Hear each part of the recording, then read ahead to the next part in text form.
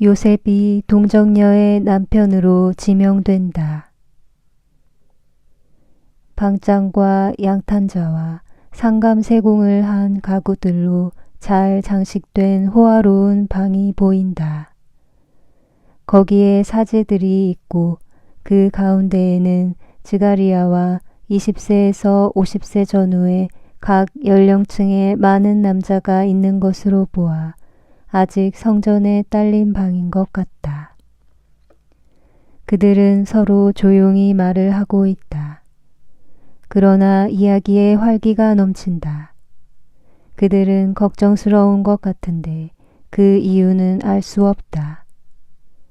그들은 무슨 축제 때문에 온 것처럼 모두가 새 옷이나 손질을 잘한 명절 옷을 입고 있다.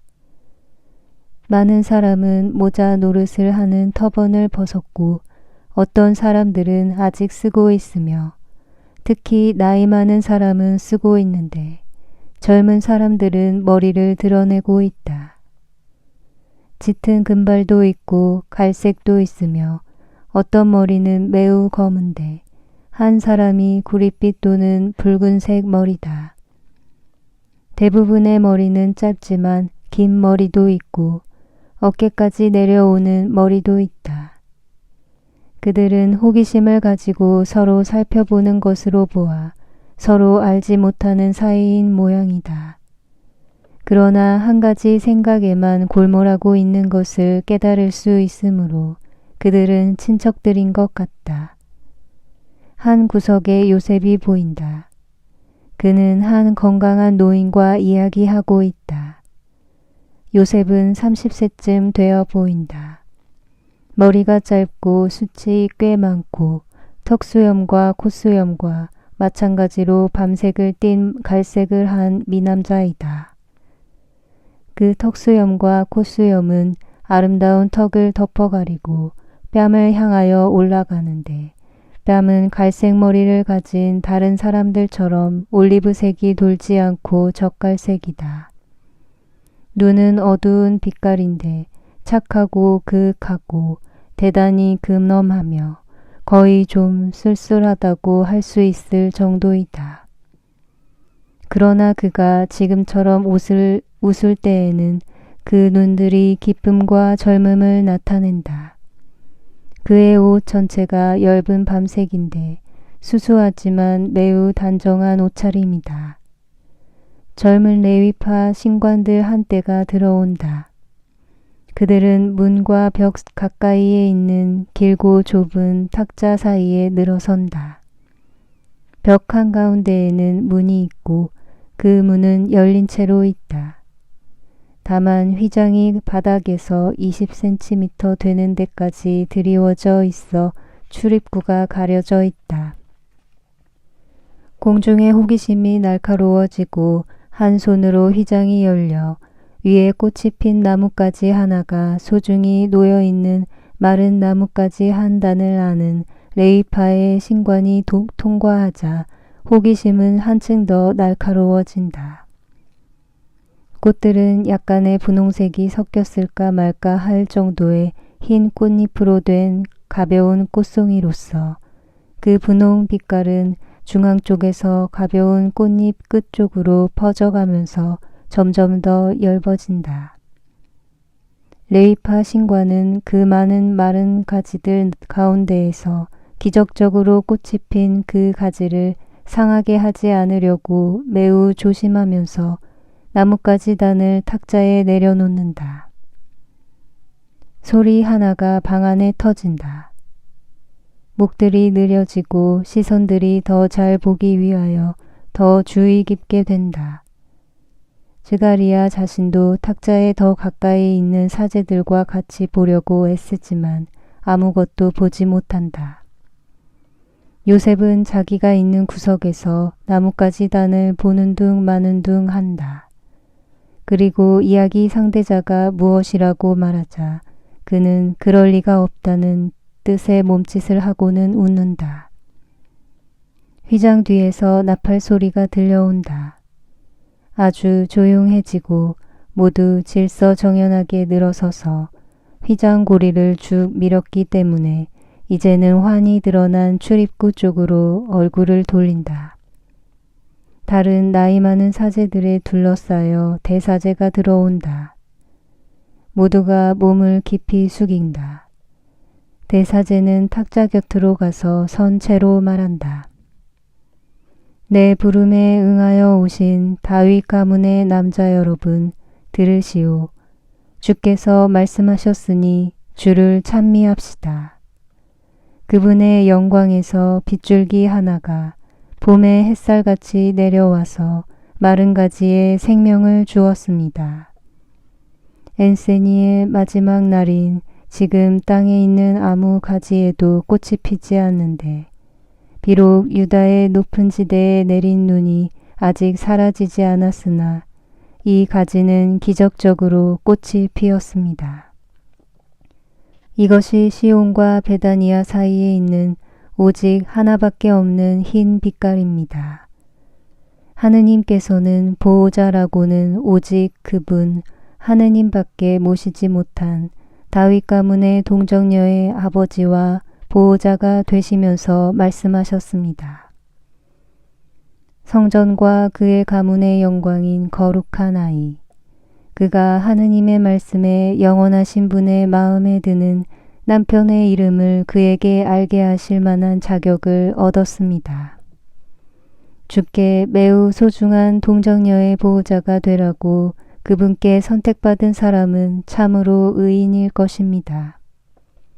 그러므로 그 동정녀를 잃는 우리의 슬픔이 가라앉고 우리는 그의 아내로서의 운명에 대하여 이제 걱정이 없어졌습니다.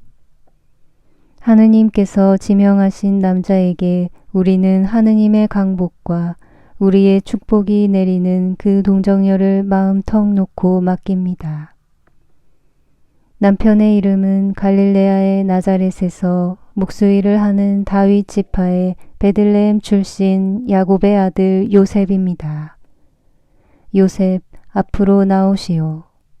대사제가 그대에게 명령하는 것이요.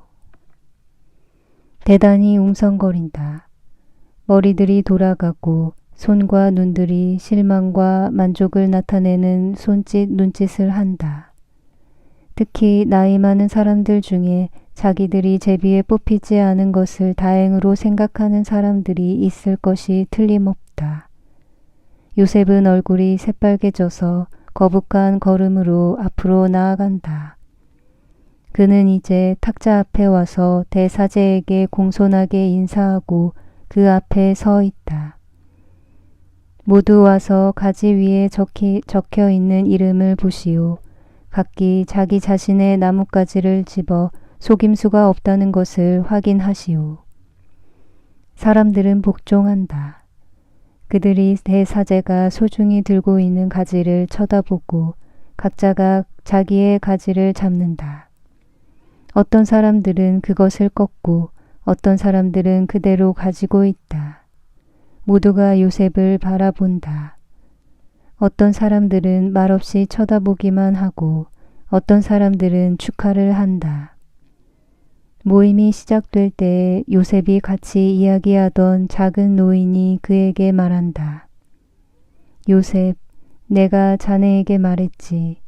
가장 자신 없다고 느끼는 사람이 시합에 이긴다고. 이제는 모두가 열을 지어 지나갔다. 대사제는 꽃핀 가지를 요셉에게 주고 나서 그의 어깨에 손을 얹고 말한다. 그대도 알다시피 하느님께서 그대에게 주시는 아내는 부자가 아니요. 그러나 그 처녀에게는 모든 덕이 있소. 항상 그에게 더 알맞은 사람이 되시오. 이스라엘에 그처럼 아름답고 깨끗한 꽃은 없소. 이제는 모두들 나가시오. 요셉은 남으시오. 그리고 신부의 친척인 즈가리야. 당신은 신부를 데려오시오. 대사제와 요셉을 빼고는 모두 나간다. 문에 다시 휘장을 들이운다.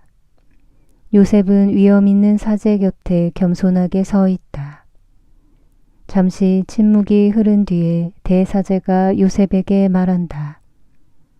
마리아가 그대에게 자기가 한 서원을 말하기로 되어 있소. 그의 수줍음을 도와주시오. 그렇게도 착한 마리아에게 착하게 구시오. 제 온 힘을 기울여 그에게 봉사하겠습니다. 그리고 그를 위하여는 아무 희생도 짐스럽게 여겨지지 않을 것입니다. 그 점은 안심하십시오. 마리아가 지가리아와 하느엘의 딸 안나와 같이 들어온다. 마리아야 오너라 하고 대사제가 말한다. 여기 하느님께서 내게 정해주신 내 남편이 있다. 나자렛의 요셉이다. 그러니까 너는 내 고장 읍내로 돌아가게 된다. 이제 나는 너희들을 남겨둔다.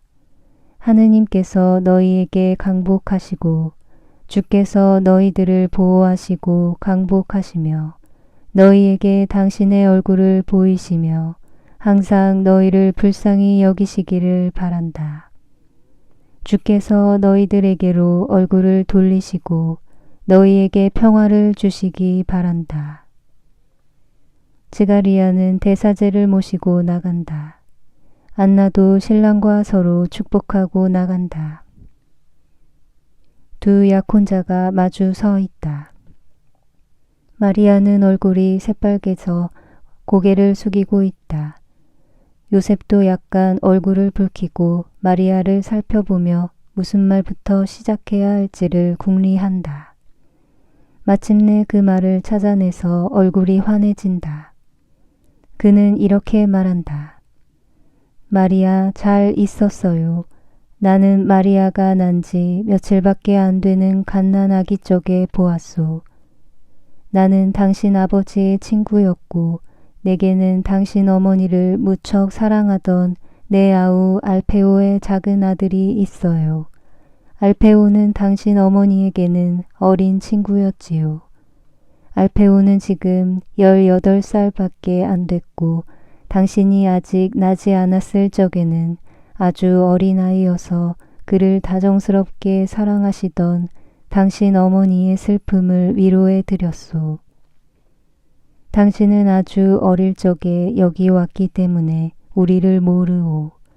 그러나 나자렛에서는 모든 사람이 당신을 많이 사랑하고 그 탄생이 아기를 못 가지는 여인을 다시 꽃피게 하신 주님의 기적이었던 요아킴의 어린 마리아의 말을 하고 있소. 그리고 나는 당신이 나던 날 저녁을 기억하고 있소. 다 익은 농작물을 살린 거센 비와 벼락이 치면서도 야생 희르한 구루조차 부러뜨리지 않았고 사람들이 일찍이 본 것보다 더 크고 더 아름다운 무지개로 끝난 뇌우 때문에 모든 사람이 그날 저녁을 기억하고 있소.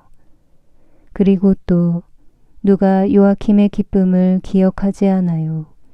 요아킴은 당신을 이웃 사람들에게 보이면서 흔들고 있었소. 당신이 하늘에서 온 꽃인 것처럼 당신을 감탄해서 보고 모든 사람에게 그의 감탄을 전해주는 것이었소. 그렇게도 아름답고 그렇게도 착하고 지극히 우아하고 지혜로운 말을 하던 그의 마리아 이야기를 하면서 세상을 떠난 행복한 늙은 아버지였소. 그분이 당신을 감탄하며 바라보고 당신보다 더 아름다운 여자가 없다고 말한 것은 옳은 말이었소. 그리고 또 당신 어머니는 당신 집이 있는 구석을 노래로 채우곤 했소. 당신을 가졌을 때와 당신에게 젖을 먹일 때에는 봄날의 종달새와 같았소. 내가 당신의 요람을 만들었소. 당신 어머니가 원하는 대로 장미꽃을 새겨서 장식한 작은 요람이었소. 어쩌면 그 요람이 닫혀있는 당신 집에 아직 있는지도 모르오. 마리아, 나는 나이가 많소. 당신이 났을 때 나는 목수일을 배우고 있었소. 벌써 일을 하고 있었지요. 내가 당신을 아내로 맞이하리라는 말을 누가 했겠소. 우리가 친하게 지내는 사이였기 때문에 당신 부모가 걱정을 덜 하면서 돌아가셨을 것이요. 당신 아버지가 내 인생의 훌륭한 스승이었기 때문에 그분의 죽음을 진심으로 슬퍼하면서 내가 그분의 장사를 지냈소.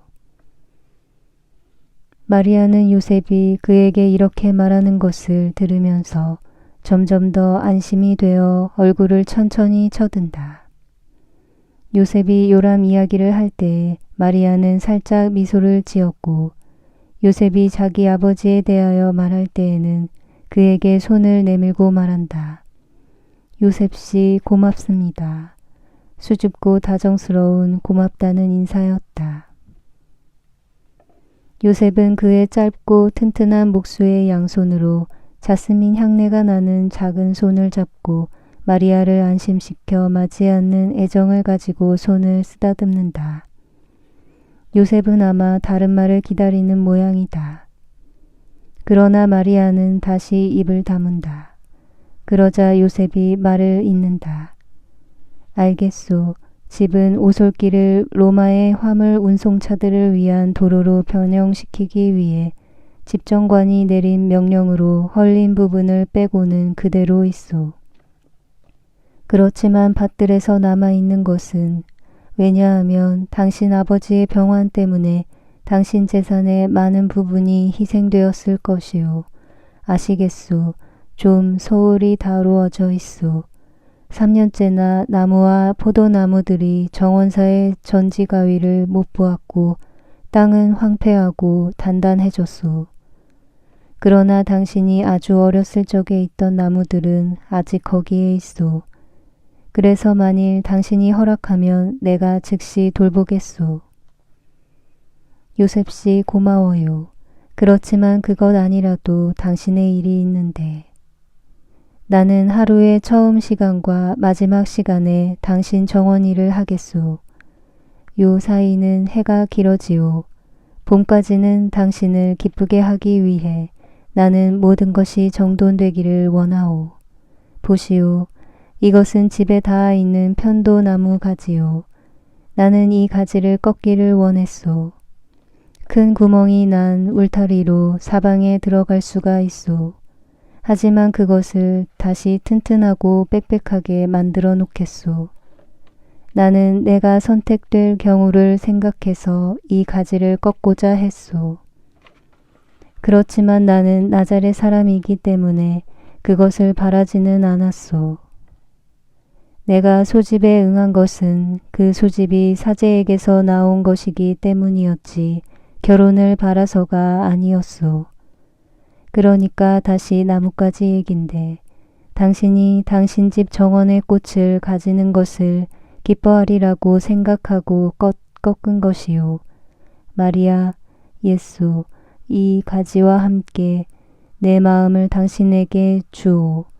내 마음은 이제까지는 주만을 위해서 피었는데 이제는 내 아내인 당신을 위해서 피오. 마리아는 가지를 받는다. 마리아는 감격하여 요셉을 더 안심하고 기뻐하는 태도로 쳐다본다. 마리아는 요셉을 믿을 수 있다고 느끼고 그 다음 나는 돌을 닦는 사람이요 하고 그가 말하는 것을 듣고는 얼굴이 환해지며 용기를 낸다. 요셉씨, 저도 온전히 하느님께 속해 있어요. 대사제님이 당신에게 그 말을 하셨는지 모르겠군요. 대사제님은 그저 당신이 착하고 순결하며 당신이 한 어떤 서원을 내게 알려줄 것이라고 하면서 당신에게 착하게 굴라고만 말하셨소. 마리아, 말하시오. 당신의 요셉은 당신의 모든 소원에 당신이 행복하게 만들기를 원하오. 나는 당신을 육체적으로 사랑하지 않소. 나는 하느님께서 내게 주시는 거룩한 처녀인 당신을 내 정신에 따라 사랑하오. 나를 남편으로 생각하지 말고 아버지와 오빠로 생각하시오. 당신을 아버지에게 맡기듯 내게 맡기고 오빠를 신뢰하듯 나를 믿으시오. 저는 아주 어려서 저를 주님께 바쳤어요. 이스라엘에서는 이런 일을 하지 않는다는 것은 저도 알아요. 그렇지만 저는 메시아의 강림을 위해 제 동정을 사랑의 희생으로 요구하는 목소리를 들었어요. 이스라엘이 메시아를 기다리는 지가 정말 오래되었어요. 이를 위해서 어머니 되는 기쁨을 포기하는 것은 지나친 일이 아닙니다. 요셉은 마리아의 깊은 마음속을 읽으려고 하는 듯이 마리아를 뚫어지게 들여다보고 나서 아직 꽃핀 나뭇가지를 손가락 사이에 들고 있는 작은 두 손을 잡고 말한다. 나도 내 희생을 당신의 희생에 합치겠소. 그리고 우리의 순결로 영원하신 분께 하도 많은 사랑을, 너무나도 많은 사랑을 보여드려 하느님께서 구세주를 온 세상에 더 일찍 보내주시고 우리에게 구세주의 빛이 세상을 비추는 것을 보도록 허락하시게 합시다. 마리아, 오시오. 주의 집 앞에 가서 우리가 천사들이 서로 사랑하는 것처럼 서로 사랑하겠다고 맹세합시다. 그런 다음 나는 나자렛으로 내려가서 당신의 모든 것을 준비하겠소. 당신이 더 좋다면 당신 집에, 당신이 원한다면 다른 곳에 준비하겠소. 제 집에요. 안쪽에 동굴이 하나 있는데 지금도 있어요. 지금도 있기는 하오. 그러나 이제는 당신의 것이 아니오. 그러나 당신이 하루에 제일 더운 시간에 피해 들어갈 수 있을 조용하고 서늘한 동굴을 하나 만들어 주겠소. 그 동굴을 전의 동굴만큼 크게 만들겠소. 그리고 당신과 동무할 사람으로 누구를 원하는지 말하시오. 아무도 없어요. 저는 두렵지 않아요. 늘 저를 보러 오는 알페오의 어머니가 낮에는 저와 좀 같이 있어 줄 것입니다. 밤에는 저 혼자 있는 것이 더 좋아요. 아무 불행도 제게 올 수 없어요. 그리고 또 이제는 내가 거기 있고 언제 당신을 데리러 와야 하오.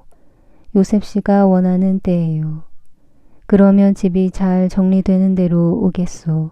나는 아무것도 흐트러뜨리지 않겠소. 나는 당신이 당신 집을 어머니가 남겨놓으신 그대로 발견하기를 원하오. 그렇지만 집이 아주 해가 잘 들고 매우 깨끗해서 음산한 것이 없이 당신을 맞아들이게 하고 싶소. 마리아, 오시오. 지극히 높으신 분께 우리가 그분을 찬미한다고 말씀드립시다. 다른 것은 아무것도 보이지 않는다. 그러나 내 마음에는 마리아가 느끼는 안정감이 남아있다.